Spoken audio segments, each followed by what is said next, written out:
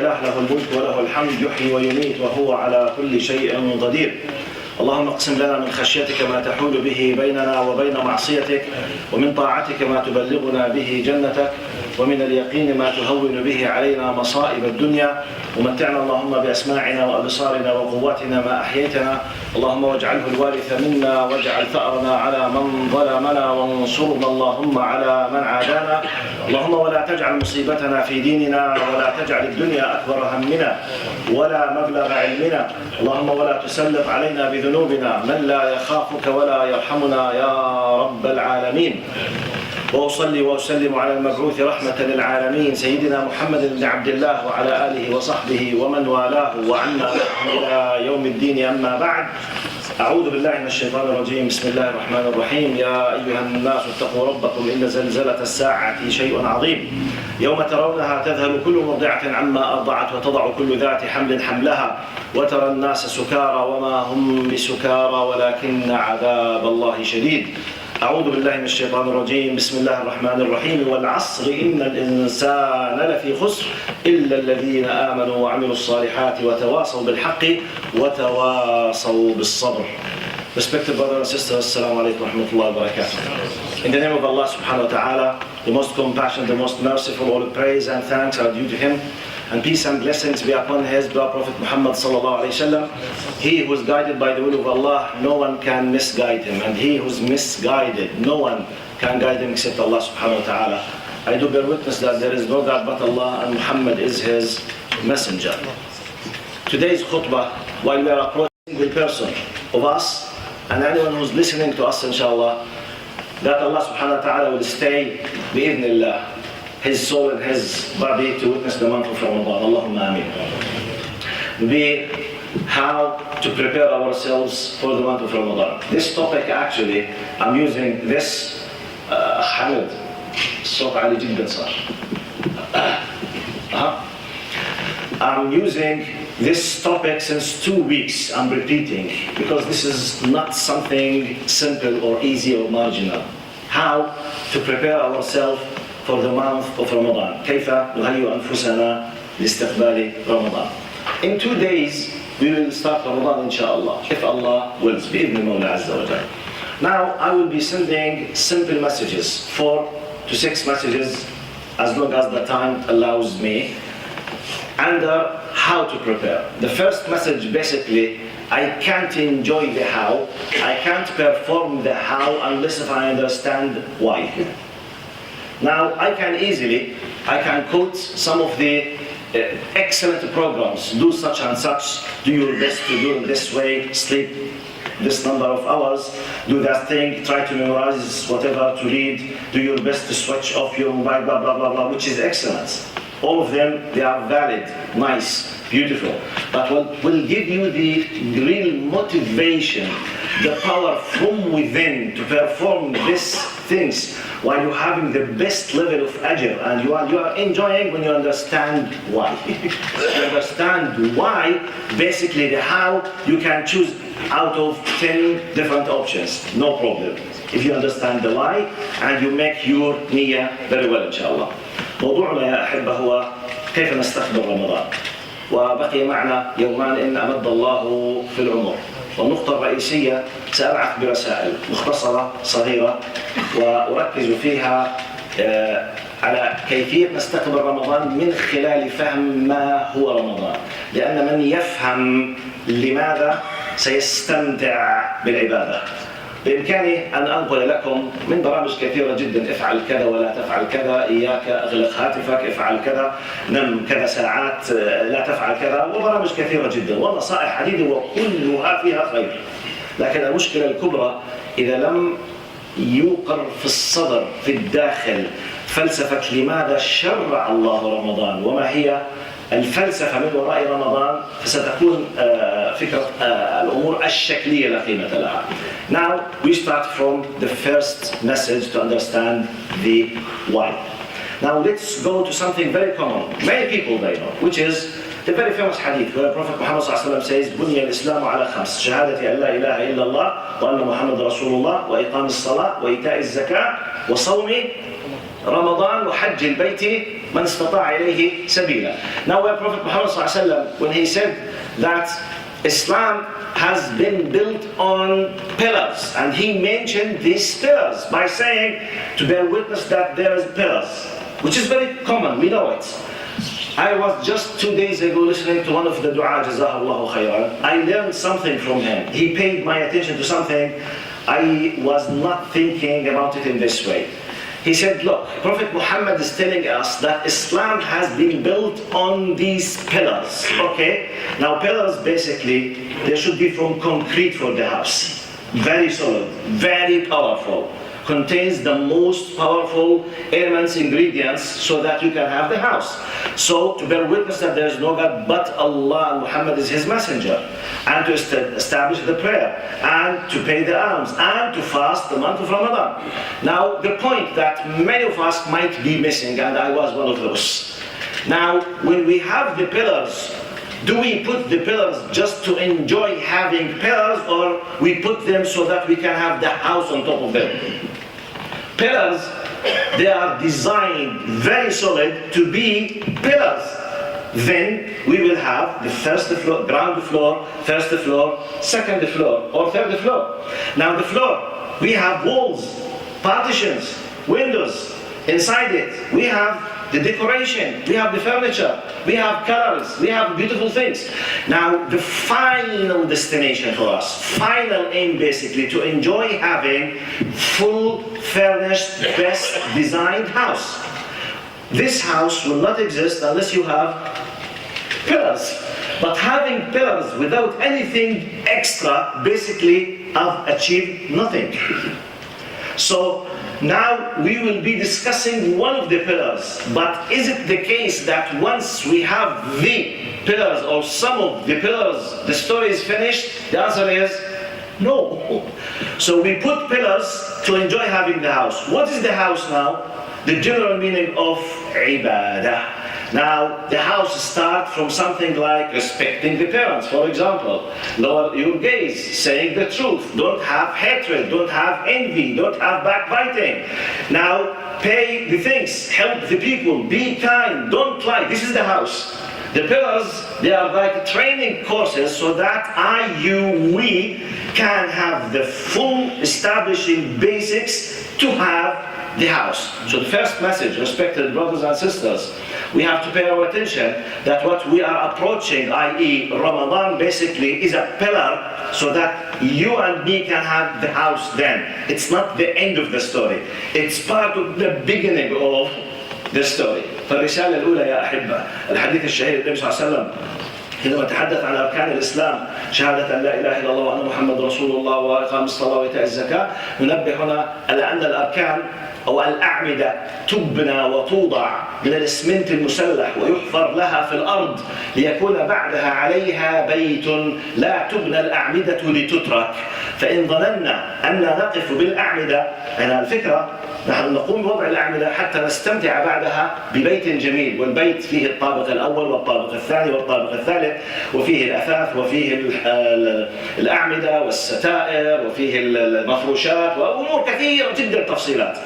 الوضع النهائي الذي نريده من حياتنا حينما نعمر بيتا أن نستمتع ببيت متكامل بما يصل بأدق التفاصيل التي تتدخل بلون الجدار ولون الستارة ولون الكنبة ولون إلى آخره. لكن الأساس هو الركن. لكن المشكلة إذا بنيت ركنا ولم أبني بيتا، أنا أيضا أفيد مشكلة. ماذا أستفيد من أركان محفورة جاهزة لكن يجد عليها بيت؟ وماذا أستفيد من بيت بني إذا جاءت ريح بسيطة جدا تدمره تماما لأنه لا أركان له؟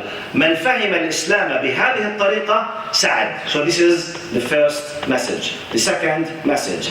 Now, many of us, and I did say this and I will repeat it because Allah subhanahu wa ta'ala is advising us by saying, وَذَكَّرْ فَإِنَّ الذِّكْرَ تَنْفَعُ الْمُؤْمِنِينَ. Verily indeed, remind, because indeed, the reminder does benefit the believers. ذَكَّرْ.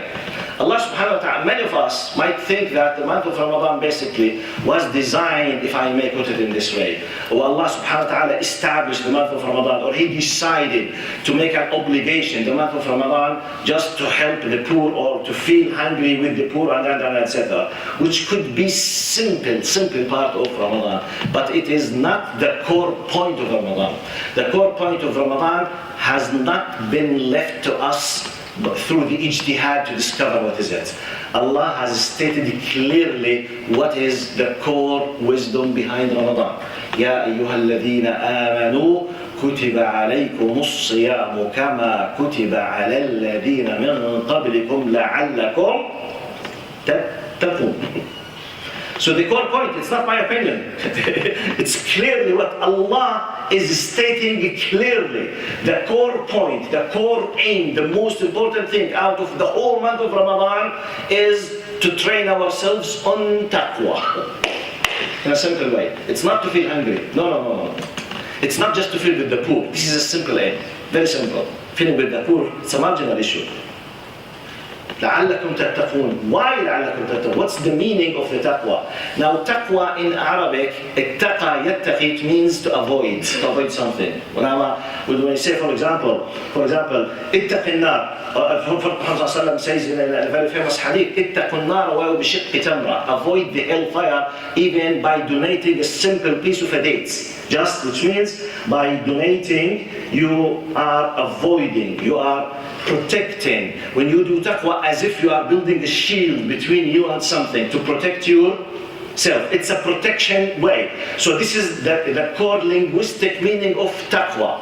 Now, as a terminology in Islam, when we say taqwa, as a terminology, we are avoiding the anger of Allah subhanahu wa ta'ala. We are avoiding anything that displeases Allah subhanahu wa ta'ala. نتجنب باختصار.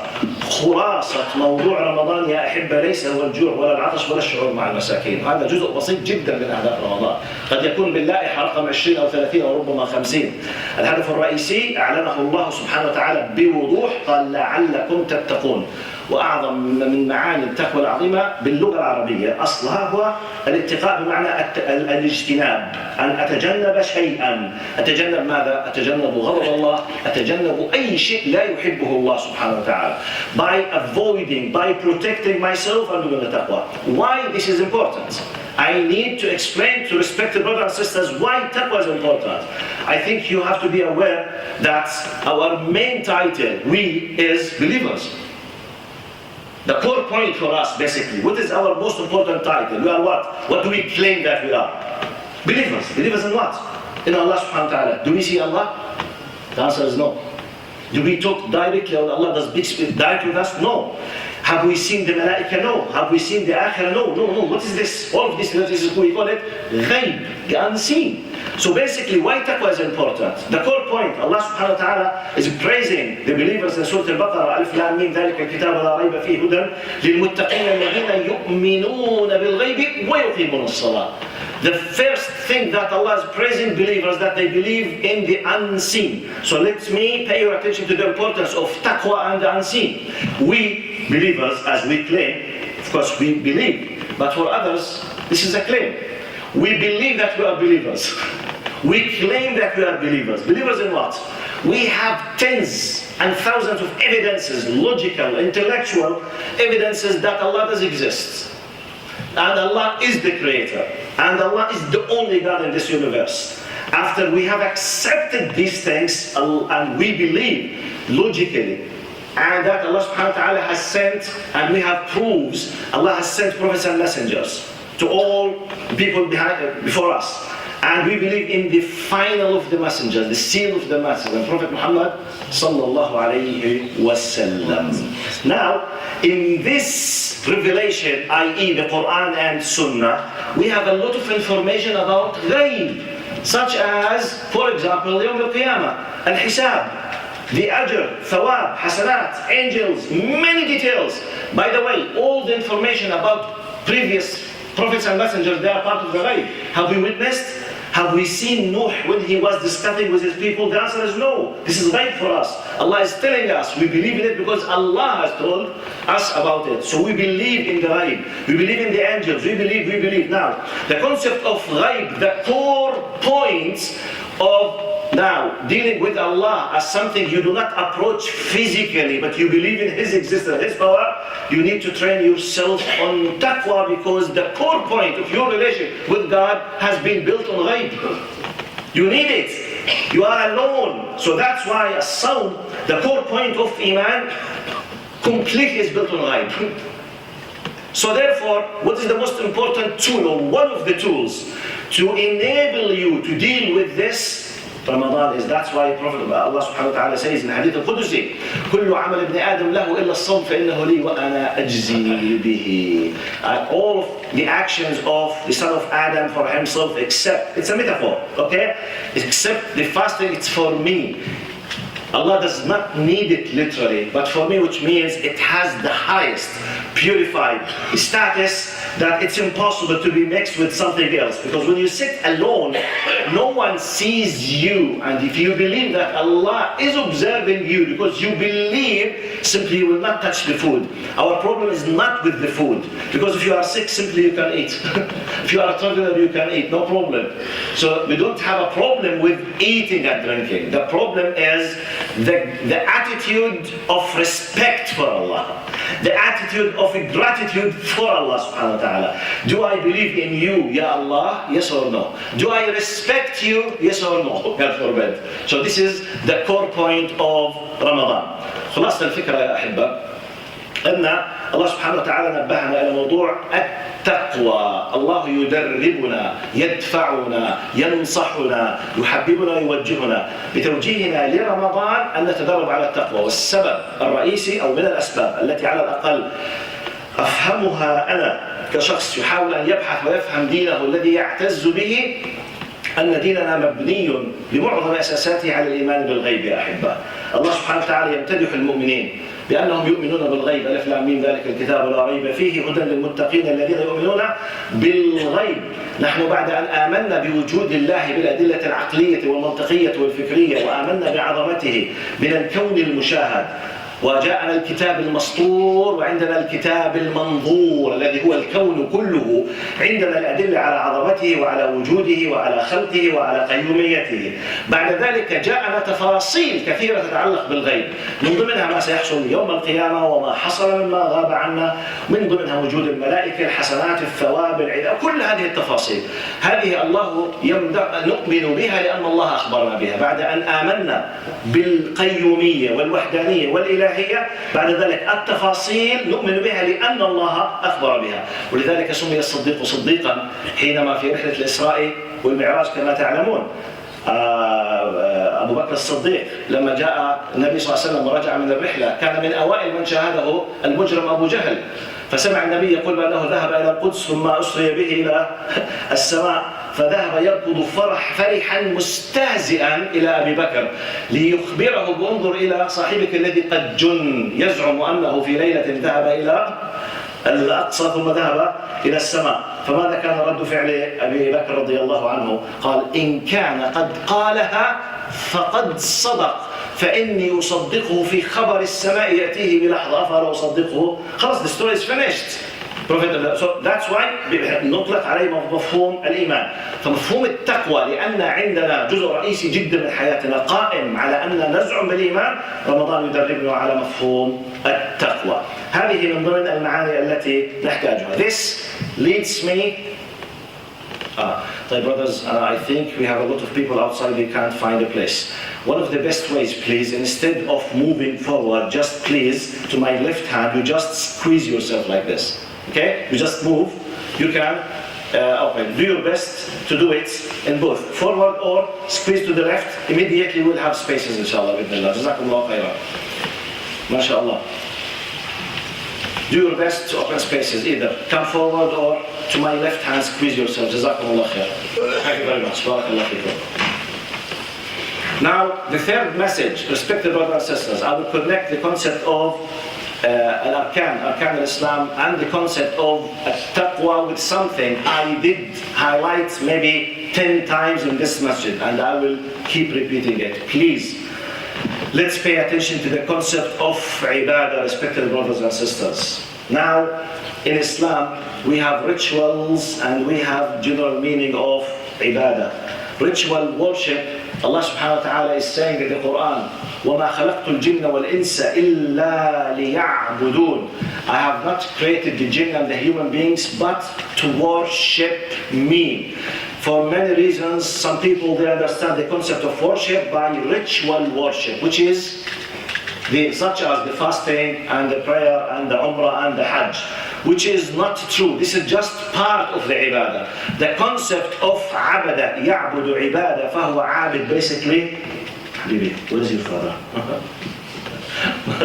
Who's responsible for this?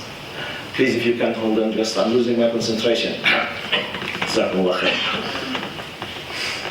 I forgot what I was saying.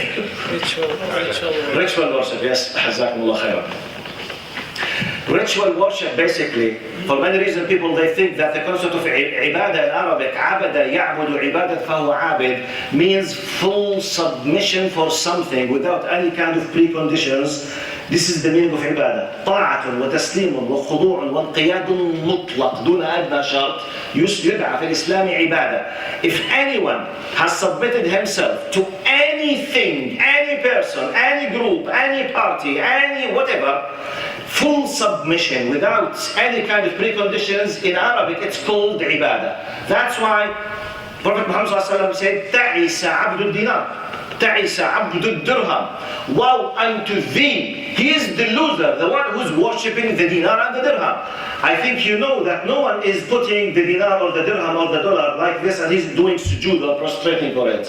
This is a metaphor, which means if I have submitted myself to money, which means I don't care of the channel or the source of money, where does it come from, or how, whether it haram or halal, it means my aim is just money regardless of any other things. It means I have submitted myself to having the money. I am doing ibadah for the money. This is the meaning of ta'isa abdud dinar, ta'isa abdud dirham. Now, making analogy, qiyas. Now, when we talk about Allah subhanahu wa ta'ala, the Quran says, وَمَا خَلَقْتُ الْجِنَّ وَالْإِنسَ إِلَّا لِيَعْبُدُونَ. Allah was not talking in this verse about ritual worship, which is just to come 5 times prayer and do the Ramadan and the rest. The general meaning of ibadah. Full submission to the will of your Lord in every single aspect of your life.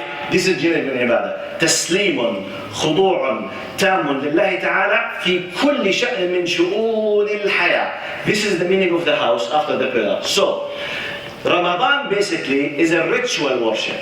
عبادة شعائرية. We come, we train ourselves on taqwa. We train ourselves how to avoid the anger of Allah. We train ourselves how to control ourselves so that when we go outside the prayer, outside Ramadan, outside Umrah, outside Hajj, we perform the general meaning of ibadah, which is full submission for the will of Allah in every single aspect of our life. What is every single aspect? Everything.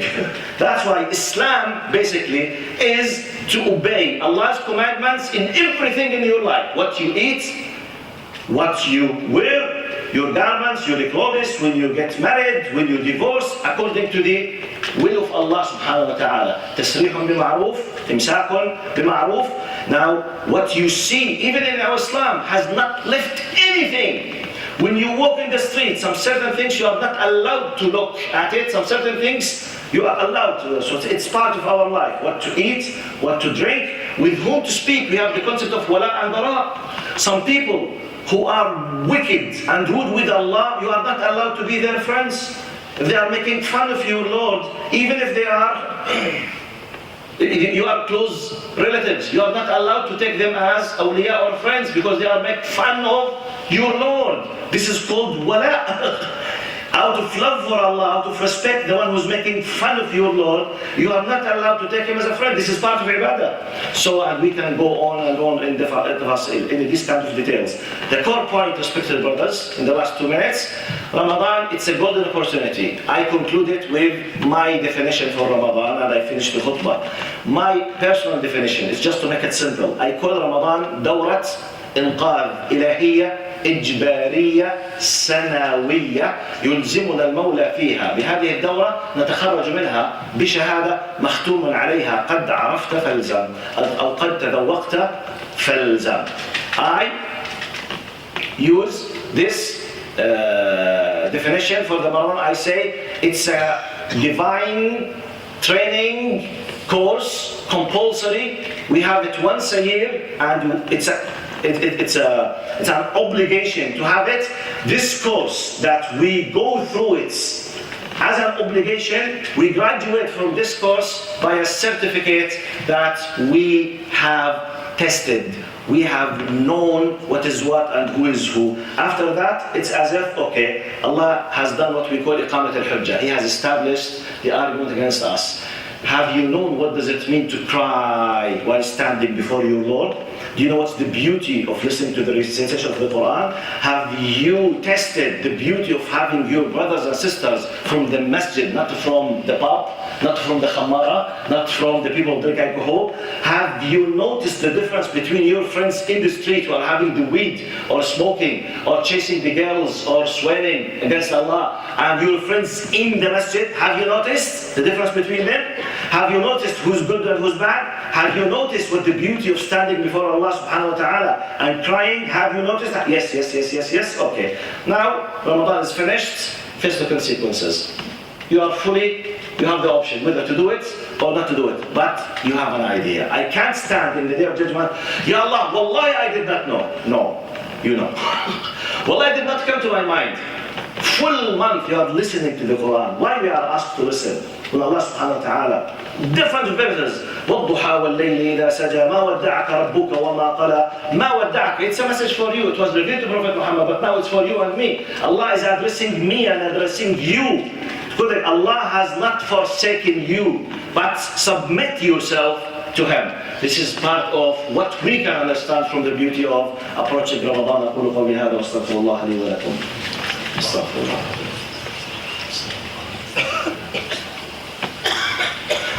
إن الحمد لله نحمده سبحانه ونستعينه ونستغفره ونعوذ بالله من شرور أنفسنا ومن سيئات أعمالنا. من يهده الله فلا مضل له ومن يضلل فلن تجد له وليا مرشدا.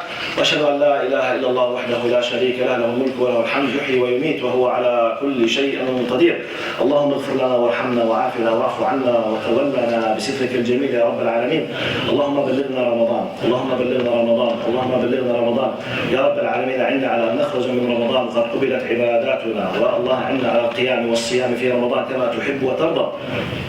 اللهم ارحمنا وارحم والدينا ووالد والدينا واصحاب الحقوق والواجبات علينا يا رب العالمين. سبحان ربك رب العزة عما يصفون وسلام على المرسلين والحمد لله رب العالمين.